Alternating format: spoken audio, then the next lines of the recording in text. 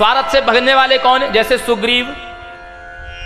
सुग्रीव को बाली का भय था, किष्किंधा का राज्य चाहिए था, तो राम जी से मित्रता की, तो अर्थ के कारण उसने भगवान का भजन किया, स्वार्थवश किया।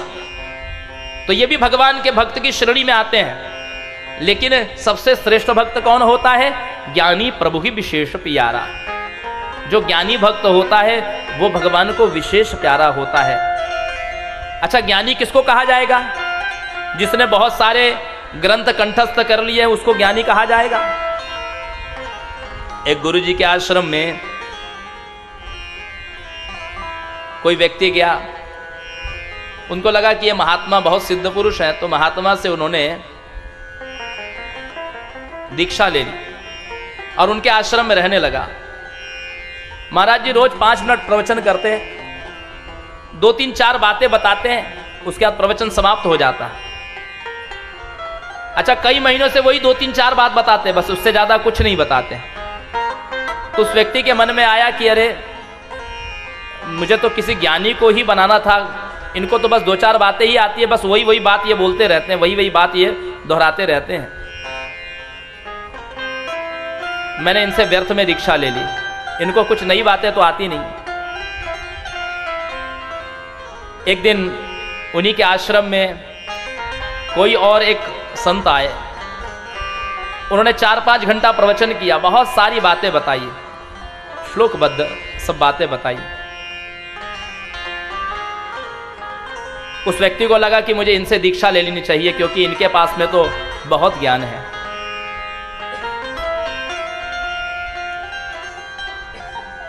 लेकिन एक बड़ी अद्भुत बात उन्होंने देखी कि वो गुरु जी के पास जाकर के उस ज्ञानी ने उनको प्रणाम किया। तो सज्जन ने पूछा कि गुरु जी, मुझे तो लगता है कि ये व्यक्ति आपसे ज्यादा ज्ञानी है, फिर इसने आपको प्रणाम क्यों किया? गुरु जी ने कहा कि देखो भाई, ये जितनी बातें कह रहा था ना, ये नहीं कह रहा था, इसके भीतर के ग्रंथ कह रहे थे। इसने जितने ग्रंथ पढ़े हैं वही ग्रंथ इसके मुख से बोल रहे थे, ये नहीं बोल रहा था। आप तब बोल पाते हैं जब आप गोता लगाते हैं, जब आप भीतर चिंतन करते हैं, तो आपका जब अनुभव बोलता है तो वो आपका ज्ञान वो होता है जो आपका अनुभव कहे। आप सबने अपने अपने दृष्टिकोण से भगवान को देखा है। गोपियों ने देखा तो गोपियों ने वर्णन किया कि बरहा पीड़म नटवर वपुम कर्णयो कर्णिकारम बिभ्रदवासः कनक कपिशं वैजयन्तीं च मालां किरन्द्राण वेणोरधर सुधया पूरयन् गोपवृन्दै वृन्दारण्यं स्वपदरमणं प्राविशद गीतकीर्तिः। गोपियों ने जिस रूप का दर्शन किया था भगवान का, वही गोपियों ने कहा, सुखदेव जी उसी का वर्णन कर रहे हैं। लेकिन क्या आवश्यक है, क्या भगवान आपको उसी रूप में दिखाई दे रहे होंगे? ये तो आपने भागवत में से पढ़ के कहा भगवान का रूप, आपको भगवान का दर्शन कैसे हुआ? ध्यायतां परमां शक्तिं भाव निर्जित तेजसा।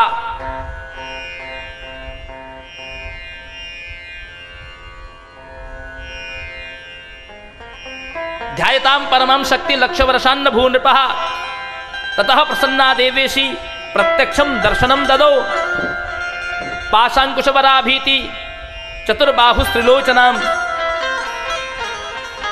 माने चतुर्भुज रूप से त्रिलोचना, पाश अंकुश वरद मुद्रा अभय मुद्रा से युक्त माने दर्शन कराया। क्या आपको भी भगवती के इस रूप का दर्शन हुआ है? हो सकता है कि भगवती ने आपको किसी बुढ़िया के रूप में दर्शन कराया हो। और हमारे यहाँ, हमारे भारतवर्ष में भगवती के जिन जिन भक्तों ने जैसा जैसा दर्शन किया, वैसी वैसी मूर्ति मां की स्थापित की गई है। राजस्थान के डूंगरपुर में बहुत प्राचीन घटना है, हजारों वर्ष पुरानी। एक बार भगवती दुर्गा आई और भगवती दुर्गा अपने संसार में अपने भक्तों का समाचार लेने के लिए आई। तो भगवती ने एक बुढ़िया का रूप धारण कर लिया और उस बूढ़ी माई का रूप धारण करके माँ उस डूंगरपुर गांव के गली कूचे से गुजर रही थी। उसी समय किसी महिला ने चावल का गरम माड़ जो होता है ना, वो ऊपर छत पर से फेंक दिया, जानकर नहीं अनजाने में, और वो दुर्गा भगवती जो बूढ़ी माई के रूप में थी उनके शरीर पर गिर पड़ा। अब चिल्लाने लगी, हाय मैं जल गई, हाय मैं जल गई, और दौड़ती हुई चिल्लाती हुई एक कुम्हारन के यहां पहुंची, कुम्हारन की झोपड़ी में पहुंची। कुम्हारन ने देखा भगवती को, उस बूढ़ी माई को, तो दया आई, हाय मैं जल रही हूं, मेरे ऊपर किसी ने गरम माड़ फेंक दिया। तो दयावश कुम्हारन ने क्या किया, उसके घर में मटका में बांसी जल रखा हुआ था, मटके में बांसी जल बहुत ठंडा होता है, उससे उसने उस बूढ़ी माई को स्नान करा दिया। स्नान कराने के बाद में उस बूढ़ी माई के तन का ताप थोड़ा शांत हुआ।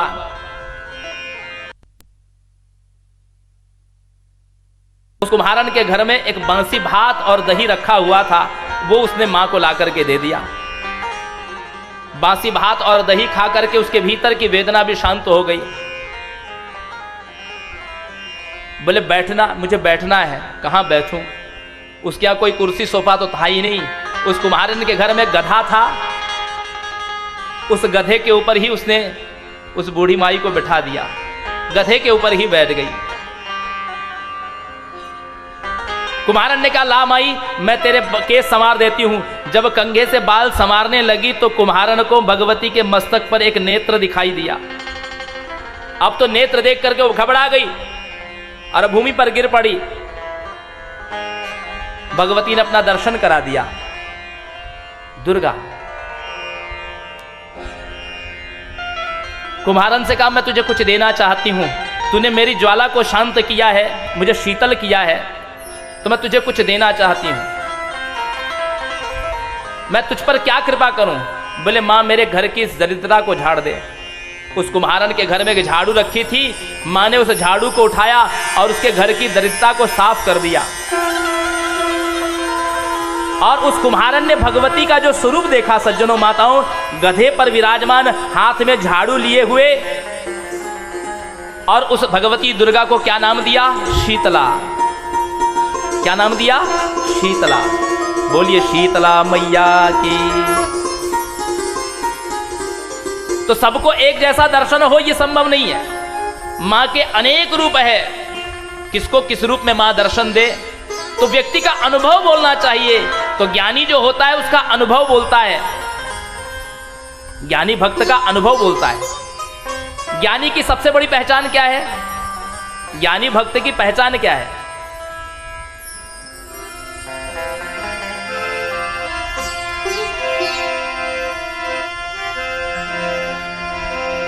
निरपेक्षम मुनिम शांतम निर्वैरम समदर्शनम अनुव्रजाम्यहम नित्यं पूययत्यंघ्रिरेणुभिः।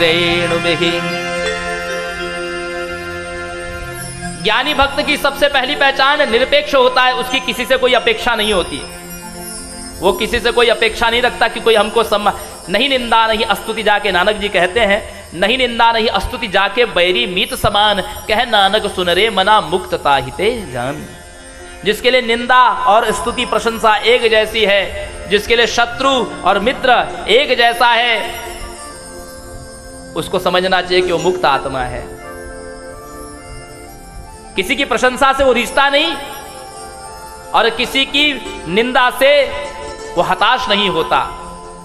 तो निरपेक्ष भाव से रहने वाला ये ज्ञानी भक्त का पहला लक्षण निरपेक्ष। दूसरा मुनिम, अर्थात भीतर में मनन करने वाला, कम बोले और चिंतन अधिक करे, मनन अधिक करे। शांतम, तीसरा लक्षण है वो शांत रहता है, बाहर से भी और भीतर से भी। चौथा निर्वैरम, वो किसी से कोई शत्रुता नहीं रखता। और पांचवा लक्षण समदर्शनम, वो सब में समानता देखता है। जैसे भगवान की मूर्ति में भी भगवान को देखे, अपने माता पिता में भी ईश्वर का दर्शन करे, गुरुजनों में संतों में भी, और बाहरी मनुष्यों में भी भगवान को देखे। इतना ही नहीं, जैसे गौ माता को देखे वैसे ही बकरी को भी देखे, कुत्ते को भी देखे, शूकर को भी देखे, सब जीवों में वो देखे।